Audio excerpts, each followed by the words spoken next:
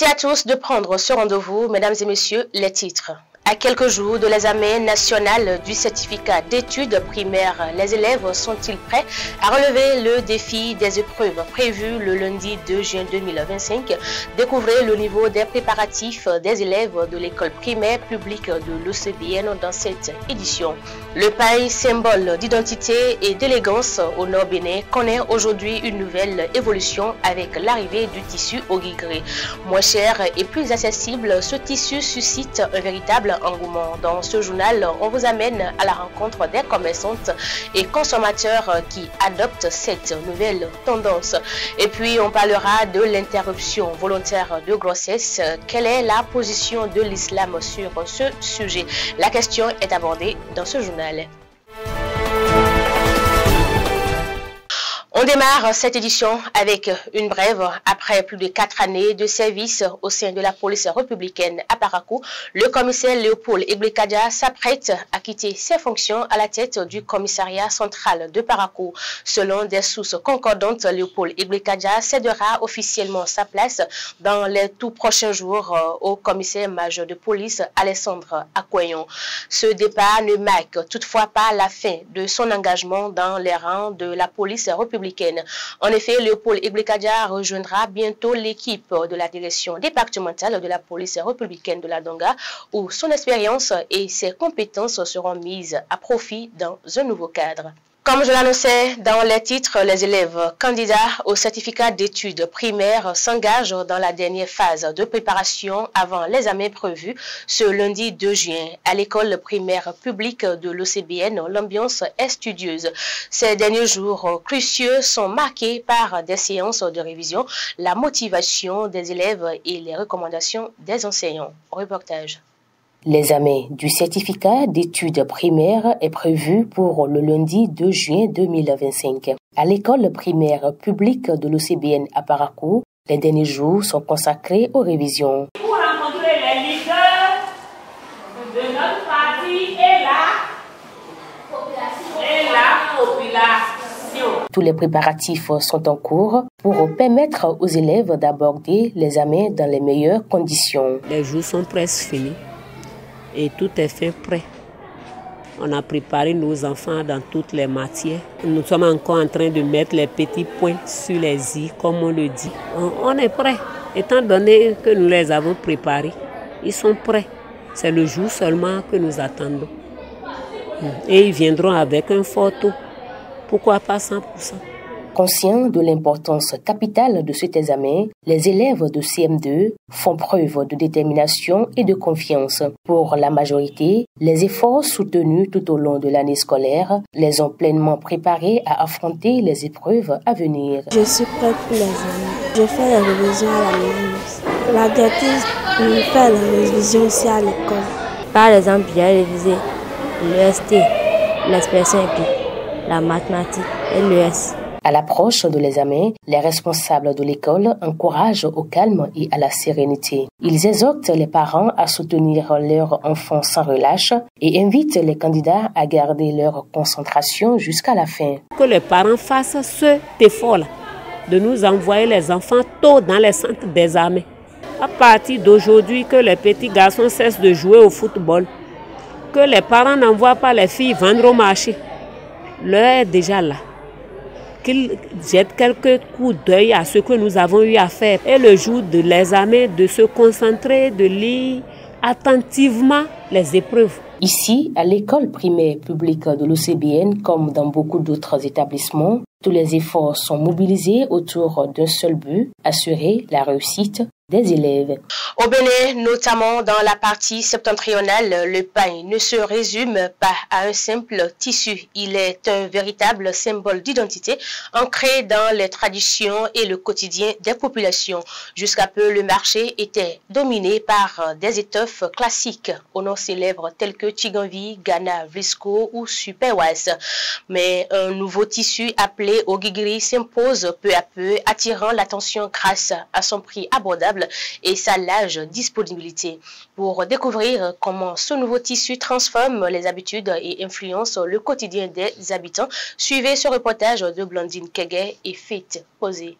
Au Bénin, En particulier dans la région septentrionale, la population privilégie largement un style vestimentaire traditionnel dont le pagne constitue l'élément central. Hommes, femmes et enfants portent depuis longtemps divers types de pagne riches en symboles culturels et en valeurs identitaires tels que Chiganvi, Côte d'Ivoire, Ghana, Vlisco, Superwas, entre autres. Cependant, ces dernières années, un nouveau type de tissu dénommé Ogigri a fait son apparition et s'est rapidement imposé sur les marchés. Il connaît un engouement croissant auprès des populations en raison de plusieurs atouts qui le rendent particulièrement attrayant.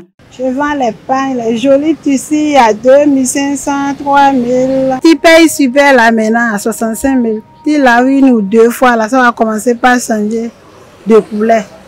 Oh, avec tissu là, ça ne se déteint pas. Tu peux laver avec n'importe quel savon, ça passe. Tu peux même laver, attendre ça pendant 30 secondes et reporter ça. Pendant les cérémonies, nos clients s'intéressent plus à Ogigri à cause de son accessibilité à tous. Dans une volonté d'accroître leur chiffre d'affaires et de s'adapter aux tendances actuelles, certaines commerçantes ont opté pour l'intégration de ce tissu dans leur offre. Je vends aussi les pagnes de 3000, mais c'est pendant la fête qu'on vend ça. C'est plus moins cher que Chiganvi là. Chiganvi sont chers maintenant. Avant la Chiganvi c'est 7500, maintenant c'est 9000, 10 000. C'est le dessin de Hollandais là qui vient dans Ogigri là. Ceux qui n'a pas l'argent de Ogigri, ils prennent l'autre. C'est pourquoi on a ajouté ça aussi. Malgré l'engouement suscité par ce nouveau tissu, d'autres commerçantes restent fidèles aux pagnes africains traditionnels qu'elles continuent à proposer exclusivement. Je vends les pagnes Chiganvi de qualités différentes. Je ne vends pas les pagnes de 3000. Du point de vue de la population, plusieurs facteurs justifient l'adoption croissante de ce type de pagne. J'achète pagne de 3000 pour les enfants parce que eux là, ils s'amusent trop avec les sables et ça devient sale. Mais si tu as mis au moins un peu là, ça devient propre. Je porte des pailles de 3000 pour aider maman à vendre au marché à cause de la poussière et c'est aussi facile à laver. Le pagne conserve une place essentielle dans l'expression culturelle des populations du Nord Bénin. Toutefois, l'arrivée du tissu Ogigri, apprécié pour sa variété de prix accessible à tous les budgets, a su séduire une large clientèle. Cette évolution reflète la capacité des commerçantes à adapter et diversifier leur offre afin de répondre aux attentes d'une clientèle de plus en plus variée, tout en valorisant les autres qualités distinctives des pagnes. Venez acheter. Pour diverses raisons, certaines femmes choisissent de recourir à l'interruption volontaire de grossesse, bien qu'elle soit légalisée au Bénin depuis 2021. Quelle est la position de la religion islamique à ce sujet? Suivez ici les explications du prêcheur Daouda Moussa. En général, l'islam condamne fermement l'avortement. Autrement dit, la pratique de l'avortement ne fait pas bon ménage avec l'islam. Le messager Mohammed, Père bénédiction de Dieu sur lui, a dit, dans des situations données, une femme ou une fille peut avorter, sans toutefois endosser la responsabilité pénale. Lorsque